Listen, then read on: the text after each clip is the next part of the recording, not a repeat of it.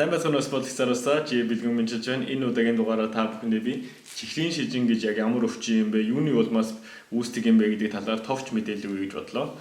Чихрийн шижин гэдэг өвчин нь цусны сахарын хэмжээ хэвийн хэмжээнээс хэтэрхий их болдог халдварт бус өвчин юм. Халдварт бус өвчин гэдэг нь юу гэсэн үг юм бэхээр энэ өвчин танд өөр хүнээс халдаж ирдэггүй, та өөр хүн халдаадаггүй, өөрөөр хэлбэл та зөвхөн өөрөөсөө болж өөртөө бий болгодог тийм өвчин гэсэн үг. Энэний тоон болохоор хорт хавдар, хид тархалт, зүрх судасны өвчин, чихрийн шижин гэсэн өвчнүүд ордог бөгөөд эднийх нь гол үндсэн шалтгаан нь болохоор хотжилт ихс үүссэн бий болсноосоо болон тэгээд орчин үеийн үйлдвэрийн хүнсний бүтээгдэхүүнүүдийн орцны найрлагаасаа болж үүсдэг тиймэрхүү юм л да. Тэгээд ерөнхийдөө энэ чихрийн шижин гэдэг өвчин ерөнхийдөө яг яаж үүсдэг юм бэ гэхээр хамгийн ихний гол шалтгаан нь бол зөв зохисгүй хооллолт. Өөрөөр хэлбэл та эсэн чихэр, цагаан гурил тиймэрхүү юм орсон бүтээгдэхүүн хэтрүүлж маш их хэрэгэлсэн тохиолдолд. Тэгээд дээрээс нь нэмээд хөдөлгөөний дутагдал тай хүмүүс, өөрөөр хэлбэл байнга офис суугаад машинда төгжрээд явдаг, гэртээ хэвтдэг, ямар ч идэвхтэй хөдөлгөөнтэй амьдралгүй хүмүүс. Тэгээд дээрээс нь арх тамхины хэрэглээг хэтрүүлдэг тиймэрхүү зүйлүүдээс болоод хамгийн эхлээд тохиолддог зүйл нь тархалт. Тархалтаасаа болоод ерөнхийдөө таны цусны дах сахарын хэмжээ болон өөх тосны хэмжээ байнга маш өндөр юм гэсэн үг. Тэрнээсээ болоод ерөнхийдөө цус өдөрж өөх тос сахарын хэмжээтэй байснаасаа болоод даралт ихсэх, тэгээд зүрхний өвчин үүснэ гэсэн үг. Тэрнээсээ гадна янз янзын хорт хавдрууд үүснэ. Тэгээд тэрнээсээ гадна чихрийн шижин гэсэн зүйл тийм өвчин бий болно гэсэн үг. Тэгэхээр өөрөөр хэлбэл хамгийн гол үндэс нь болохоор ерөөсөө зөв зохисгүй хооллолт буюу хөдөлгөөний дутагдлаас ихсэн шүү дээ. Тэгэхээр ерөнхийдөө юу гэж хэлмээр байна гэхээр энийг залруулж болох зүйлээ та өөрөөр хэлбэл одооноос ихсүүлээд яг зөв зохисгүй хооллолтоо болоо тэрэн дээрээс анхаарал эрүүл хоолоо идээд баг зэрэгч болов идэвхтэйгээр хөдөлгөөнтэй амьдраад эхлэх юм бол энэ өвчнгүүдийг багасгах эсвэл энийг бүр ангаах ч юм уу тиймэрхүү маш тийм магадлал өндөртэй гэсэн үг. Өөрөөр хэлбэл та өөртөө зориулаад хөдлөх юм бол бүтнэ гэсэн үг. Тэгээд энэ өвчин дотор хоёр хуваагддаг бөгөөд инсулин хамааралт эсвэл инсулин үл хамааралт гэсэн хоёр чихрийн шижингийн өвчнгийн төрөл байдаг. Эднэрийг тайлбарлахаас өмнө яг инсулин гэдэг ямиг төр тайлбарлая гэж бодлоо. Инсулин гэж яг юу юм бэ гэхээр инсулин нь болохоор биед үүсдэг гормон даавар бөгөөд энийх нь хамгийн гол үүрэг нь болохоор цусны дах сахарын хэмжээг тогтвортой байлгах. Өөрөөр хэлбэл таны хэрвээ цусны дах сахарын хэмжээ хэтэрхий дээшлэх юм бол тэрнийг бие организм мэдрээд инсулинийг ялгаруулад инсулин нь болохоор тэр сахарыг эд эс рүү зөөж оруулах. Одоо зөөж оруулснараа цусны дах сахарын хэмжээг буцаагаад буулгах тийм үүрэгтэй гэсэн үг. Тэгэхээр инсулин нь болохоор ерөнхийдөө энэ чихрийн шижин гэдэг өвчин одоо үүсгдэггүй хамгийн гол даавар нь гэсэн үг. За тэгэхээр би хэлсэн инсулин хамааралт, инсулин үл хамааралт гэж хоёр хуваагддаг. Инсулин хамааралтай өвчнгийн төрөл нь болохоор яг яаж үүсдэг вэ гэхээр инсулин гэдэг гормон нь болохоор нойр булчирхайнд үүсдэг. Тэгэхээр хэрвээ таны нойр булчирхайн үйл ажиллагаа зөв зохистой биш болсон тохиолдолд өөрөөр хэлбэл та удамшлаасаа шалтгаалаад таны ээж, таны аав чихрийн шижингийн өвчтэй байх юм бол та төрөлхийн ерөнхийдөө нойр булчирхай өвчтэй болох магадлал маш өндөр байдаг. Тэгсэн тохиолдолд одоо өөрөөр хэлбэл та биедээ инсулин маш багаар ялгаруулдаг юм уу эсвэл ерөөсөө ялгаруулж чадхаа болсон тиймэрхүү тохиолдолд та болохоор чихрийн шижингийн инсулин хамааралтай гэдэг төрөлд нь орж байгаа гэсэн үг. Тэрнийх нь үл хамааралт гэдэг нь болохоор та өөрөө инсулин биедээ ялгаруулж чаддаг. Өөрөөр хэлбэл таны нойр булчирхай жирийн үйлчлэлийг ажилдаг гэсэн үг. Тэгсэн мөртлөөсөө тэр инсулин нь болохоор эд эс рүү тэр сахарыг зөөж чадахгүй. Өөрөөр хэлбэл эд эс нь инсулин хүлээж авах чадхаа болсон тиймэрхүү тохиолдолд та энэ өвчнгийн талд орж байгаа гэсэн үг. Энэ яг яаж үүсдэг юм бэ гэхээр ерөнхийдөө хүмүүс нь хэтрүүлж эсэн чихэр юм уу ямар нэгэн цагаан гурил ч юм уу ямар нэгэн тийм цусны дах сахарын хэмжээг тогтвортойгоор маш өндөр хэмжээнд барьдаг тиймэрхүү тохиолдолд энэ өвчин үүсдэг гэсэн үг. За одоо энийг сайн тайлбарлахын тулд нэг жишээ авъя гэж бодлоо. жишээ нь та одоо 50 г нүүрс ус идье гэж бодъё л доо. 50 г нүүрс ус нь нэг удаа нь болохоор нэг хүн нь болохоор 50 г элсэн чихрийг усанд хайлуулад уусгаад ууя. Нөгөөх нь болохоор 50 г нь болохоор 70-80 г будаа идээд тэр нь 50 г нүүрс ус агуулсан бай гэж бодъё. За тийм эхнийхэн жишээ нь болохоор энэ диаграм дээр харуулхад одоо цаг хугацаа тэгээд глюкоз буюу одоо цусны сахарын хэмжээг бүгдээр харж үзье. Хамгийн эхлээд бүгдээр тэр 50 г элсэн чихэр хүн одоо уухаар юу болд юм бэ гэдгийг харъя. За одоо нэг хүн 50 г элсэн чихэртэй ус уухад тэр элсэн чихрийн сахарын бүтэц нь маш жижигхэн молекулын бүтэц байдаг бөгөөд өөрөөр хэлбэл шингэхдээ биеийн шингэхдээ маш хурдан. Тэгэхээр тэр 50 г элсэн чихэр нь шууд уунгууд нэг зэрэг цус руугаа шингэж орох чадвартай гэсэн үг. Тэгэхээр тэр нь яг яаж үзүүлэгддэг вэ гэхээр элсэн чихэр нь одоо глюкозын хэмжээ жирийн байж байгаа уунгууд бүгдээрээ гинт дээшээгээ цус руу орно гэсэн үг. Ингээд жирийн тогтвортой хэмжээнээс хитэрч гинт дээшсэн тохиолдлоос болоод бие организмд эннийх нь эсрэг одоо хариу өгөх буюу хүний бие организм миний цусны дах сахарын хэмжээ хитэрчлээ гэж мэдрээд инсулинийг ялгаруулдаг.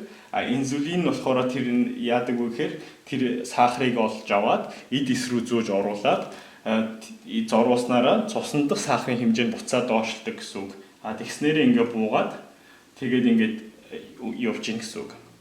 Тэгтэл одоо тэрний эсрэг 50 г нүүрс ус нь одоо 60-70 г будаа юм уу өшөө цаашаа овёс ч гэдэг юм уу тиймэрхүү маш удаанаар шингэдэг юм та идэх юм бол нүүрс усны хэмжээ болон калорийн хэмжээ нь яг адилхан мөртлөөсөө тэр нь ходоодонд орчоод ходоодны шингээх процесс одоо тэр овёсоос буцаагаад элсэн чихэр шиг тиймэрхүү хэмлэлбэрт оруулаад тэгээд тэр нь цаашаа цус руугаа глюкоз болж орохын тулд маш их тийм олон ходоод нь шингээх процесс давах шаардлагатай болдог. Тийм болохоор тэгж гинт их хэмжээгээр сахар цус руу орч чаддаггүй бөгөөд өөрөөр хэлбэл тэр нь яг яаж харагддаг вэ гэхээр маш багаар ингээд ходоодонд уусаад тэгээд цус руу ороод ингээд тогтвортойгоор ингээд ерөнхийдөө нэг хэвийн хэмжээг барьж чаддаг гэсэн үг. Тэгсэн тохиолдолд ерөнхийдөө хитрхи дээшлээгүй ерөнхийдөө тогтвортой нэг тодорхой хэмжээг барьсан тохиолдолд инсулин ялгарч тэрэнд нэг хариу өгөх шаардлагагүй ч юм уу эсвэл бага зэрэг хариу өгдөг ч юм уу тиймэрхүү тохиолдлууд байдаг.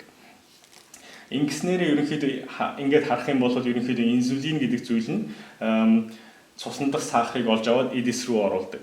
Гэтэл та харж байгаа бахт хэрвээ элсэн чихэр ихтэй бүтээгдэхүүн юм уу цагаан гүүрэл юм уу тиймэрхүү маш хурдан биеийн шингэдэг нүүрс усыг идэх юм бол ерөнхийдөө маш их хэмжээний элсэн сахар цус руу гинт ихээр ордог гэсэн үг.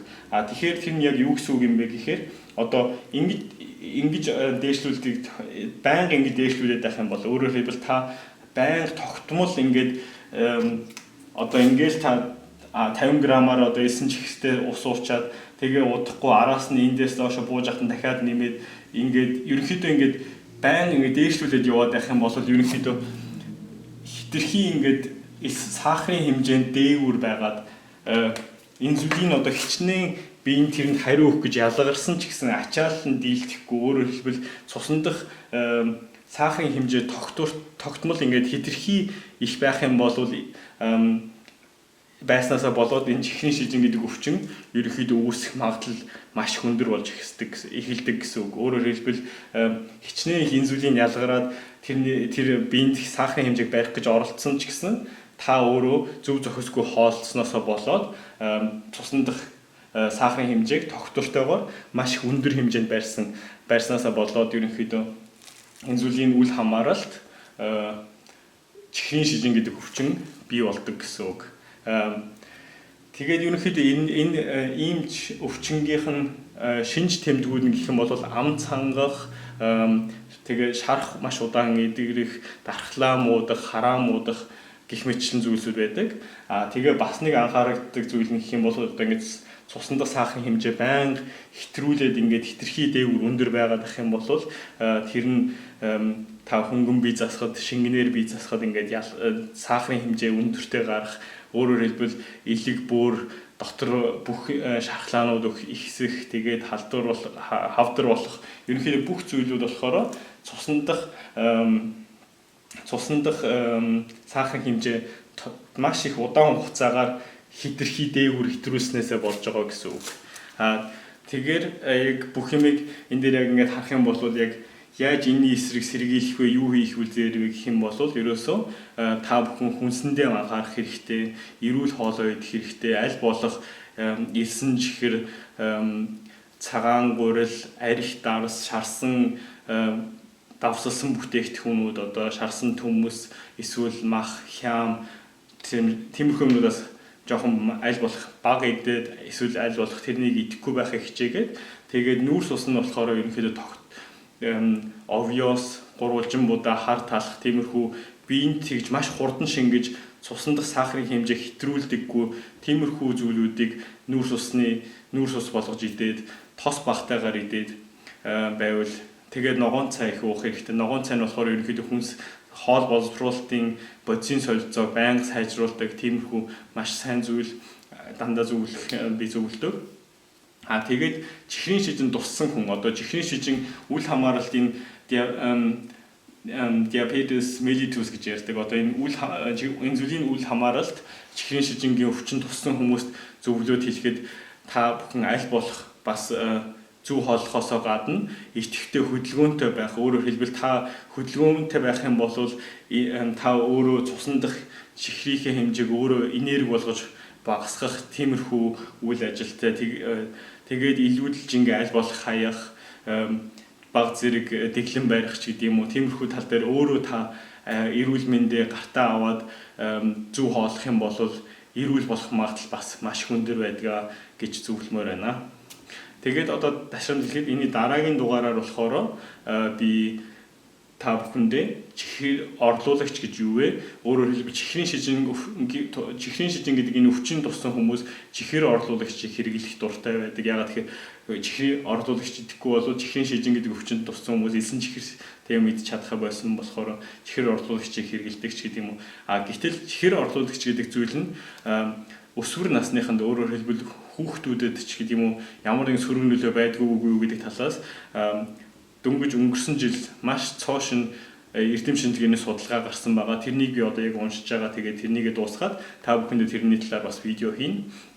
Тэгээд бас та бүхэндээ үзэгчдээ бас нэг захиж хэлэх юм юу вэ гэхээр ялангуяа өсвөр насныхан та одоо жоохон хүүхдтэй бол аль болох хүүхдүүдтэй элсэн чихэртэй юм уу тийм чихэр ихтэй зүйл шоколад чихэр ихтэй зүйлсээс аль болох багыг өгч байгаарэ гэж гуймаар байна. Ягаад тэгэхээр энэ нь болохоор та хүн өсөх үедээ өөрөөр хэлбэл өсөх үедээ хүмүүс гормоныхоо тэнцвэрийг яг ингээ хайгаад хаана гормоны тэнцвэр нь зөв бэ гэдгийг олох гэж хичээдэг үе. Тэр үед нь та элсэн чихээр байнга хэтрүүлээд байх юм бол одоо өөрөөр хэлбэл цусныхын сахарын хэмжээ хэтрүүлээд дээгүүр байлгах юм бол одоо өсвөр насныхын тэр өсвөр насны үед тийм байх юм бол энэ цусныхын сахарын хэмжээ өндөр байдаг нь жирийн үзэгдэл юм байна гэж тэр өсвөр насныхных нь тархинд одоо шингэж үлдээд тэрнээсээ болоод энэ инсулин үл хамааралт гэдэг зүйл бий болж ихсдэг. Тийм болохоор та бүхэн хэлэхэд хүүхдүүдтэй аль болох жимс ногоо, витаминлэг зүйлүүдээс илүү их өгөөд аль болох шоколад, чихэр бүтээгдэхүүнүүдээс бага өгөөрэй гэж гуймаар байна.